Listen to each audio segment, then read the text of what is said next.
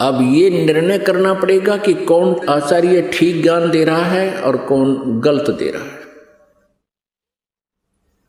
श्रीमद् भगवत गीता अध्याय नंबर 16 के श्लोक नंबर 23 और 24 में स्पष्ट किया है गीता ज्ञानदाता ने कि जो शास्त्र विधि को त्याग कर मनमाना आचरण करते हैं उनको न तो सुख होता है, न उनकी गति होती है और न ही कोई सिद्धि को वो प्राप्त होते हैं, अर्थात व्यर्थ। इससे तेरे लिए 24वें श्लोक में 16वें अध्याय के गीता श्रीमद् भगवत गीता अध्याय 16 के श्लोक 24 में तुरंत कहा है, इससे तेरे लिए अर्जुन कर्तव्य और अकर्तव्य की व्यवस्था में कौन सी साधना करनी चाहिए, कौन सी त्याग देनी चाहिए, नहीं करनी चाहिए, उनके लिए शास्त्र ही प्रमाण है। बात खत्म होगी। जो आचार्य या जो श्रद्धालु श्रीमद् भगवत गीता जी को सही मानता है, श्रोधार्य मानता है और इसके पाठ्यक्रम में विश्वास रखता है, और जो आचार्य अपने शिष्यों को, अनुयायियों को ये राय देता है कि गीता जी का नित्य पाठ अवश्य करना चाहिए, तो फिर वो अगर गीता जी के विरुद्ध साधनाएं बता रहा है और गीता जी के विरुद्ध वो ज्ञान दे रहा है तो वो अज्ञानी आचार्य है, वो तत्व ज्ञानहीन है, वो आध्यात्मिक ज्ञानहीन अज्ञानी है। कोई प्रश्न करते हैं किनको? हिंदू धर्म के आचार्यों गुरुओं को। उनसे पूछते हैं कि क्या ब्रह्मा विष्णु महेश जी की मृत्यु होती है? क्या ये जन्मते मरते हैं? तो उत्तर देते हैं कि ये कभी जन्मते मरते नहीं। फिर प्रश्न किया जाता है क्या ब्रह्मा जी, विष्णु जी, शिव जी के माता पिता हैं? वो कहते हैं जब इनका जन्म मृत्यु होता ही नहीं, माता पिता का प्रश्न ही नहीं। यदि ये उत्तर कोई आचार्य देता है या कोई गुरु देता है,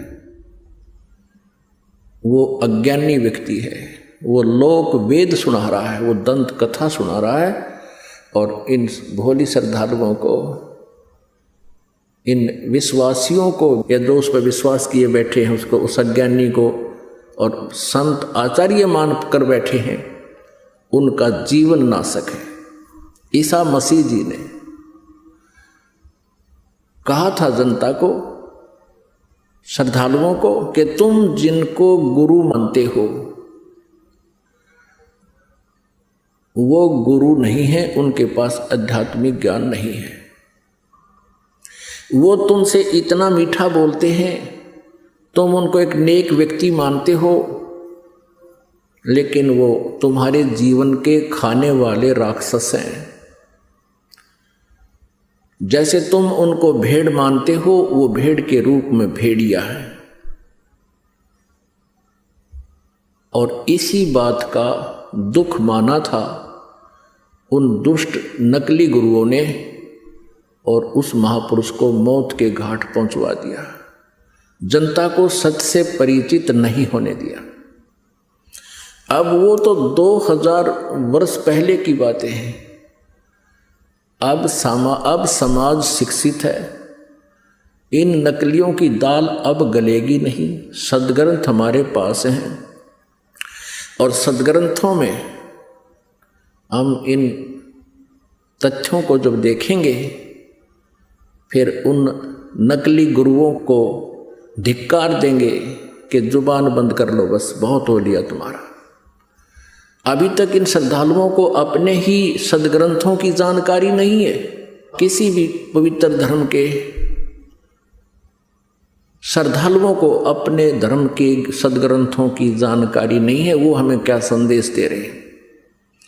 उनके गुरुओं ने जो भी लोक वेद सुनाया है उसको उन्होंने शास्त्र वाला ज्ञान मानकर शिरोधार्य कर रखा है। वो बिल्कुल व्यर्थ है।